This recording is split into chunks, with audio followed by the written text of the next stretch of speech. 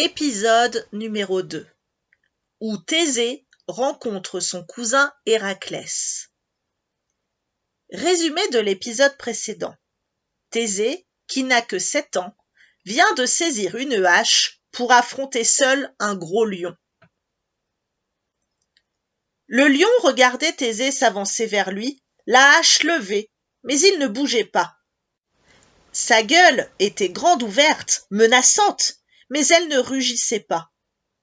Thésée allait abattre son arme sur le fauve lorsque 3 hommes firent irruption dans la salle du banquet. Les appels au secours des enfants les avaient alertés.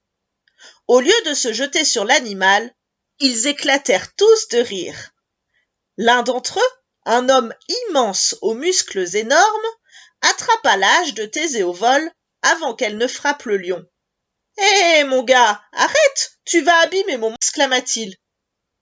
Étonné, Thésée laissa retomber son bras. Le grand homme se pencha vers le lion, le saisit par la peau du cou, comme il l'aurait fait avec un petit chat, et il le jeta sur ses épaules.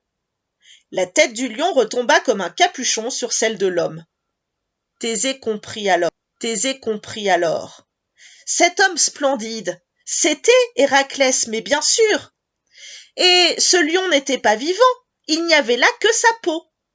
Voilà pourquoi les hommes riaient devant la terreur des enfants.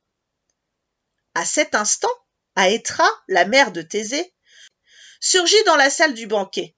« Thésée, tu as encore désobéi, tu t'es sauvé. Je t'avais interdit de quitter ta chambre, cria-t-elle. Thésée, tout penaud, baissa la tête.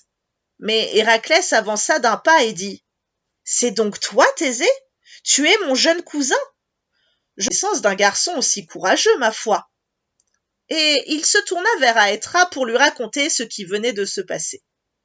Secrètement flatté par la bravoure de son fils, Aétra se radoucit et accepta de le laisser auprès d'Héraclès. Thésée ne quittait pas son héros des yeux. Celui-ci avait de longs cheveux bouclés qui lui tombaient sur les épaules. Un bandeau blanc les retenait en arrière et dégageait son front. Il avait un beau visage allongé, aux traits marqués par la vie, malgré sa jeunesse.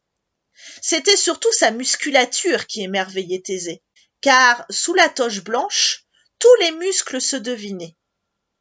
Héraclès s'assit sur des coussins et il fit signe à l'enfant de prendre place à ses côtés. « Où as-tu trouvé cette peau de lion ?» demanda Thésée. « Trouvé? Comme tu y vas, toi !» s'exclama Héraclès en éclatant de rire.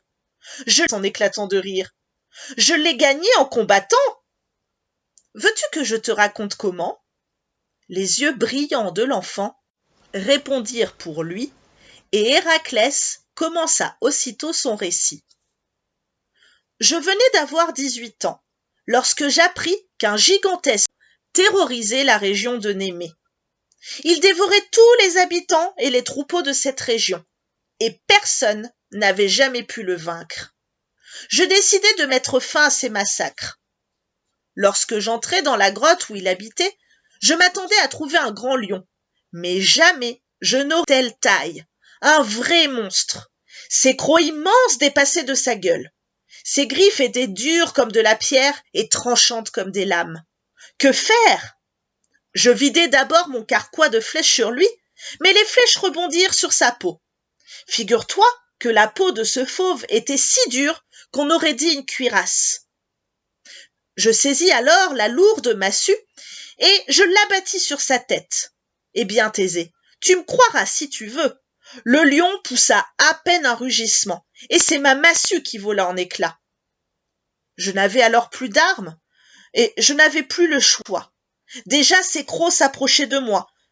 Je me jetai alors vivement derrière lui, l'attrapai par le cou, et je serrai de toutes mes forces. Héraclès se tut pour ménager son effet. Il faisait jouer les muscles puissants de ses bras pour impressionner l'enfant qui buvait ses paroles. Il poursuivit son récit. Le lion se cabra, il se débattit en hurlant. Plus il se débattait, plus je l'étranglais. Et c'est ainsi qu'à la seule force de mes bras, j'ai fini par l'étouffer. Mais comment allais-je ramener sa dépouille? Mon couteau n'entamait même pas sa peau, elle était trop dure. Je pris alors les redoutables griffes du fauve et je les utilisai comme un couteau. Elles seules purent entamer sa peau. Voilà, mon brave petit cousin, comment je me suis fabriqué ce manteau. Héraclès prenait visiblement plaisir à raconter ses exploits. Fasciné, Thésée s'exclama. « Tu es l'homme le plus fort de la terre. Je jure de tout faire pour te ressembler quand je serai grand. » La suite au prochain épisode.